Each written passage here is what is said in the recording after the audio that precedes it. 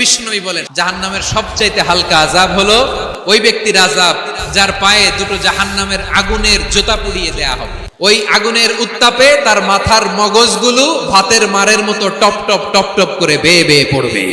জাহান্নামের ভেতরে লক্ষ লক্ষ কোটি কোটি কাফির মুশরিককে দেওয়ার পরেও জাহান্নাম বলবে হাল মিন মাজিদ, আরো আছে নাকি, আরো দাও, আরো দাও।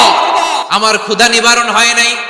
জাহান্নামে তো উত্তপ্ত হবে, জ্বলন্ত হবে, ভয়ঙ্কর হবে। জাহান্নামের এক অংশ আরেক অংশকে খেয়ে ফেলবে। আল্লাহু আকবার। ফেরেশতারাও টালমাটাল হয়ে যাবে। জাহান্নামের রক্ষী ফেরেশতারা কি করবে তারা নিজেরাও বুঝতে পারবে না। কোটি কোটি মুশরিক কাফেরদেরকে জাহান্নামে নিক্ষেপ করার পরেও জাহান্নাম ঠান্ডা হবে না, শান্ত হবে না, বলবে হাল মিন মাজিদ, আরো আছে নাকি, আরো দাও।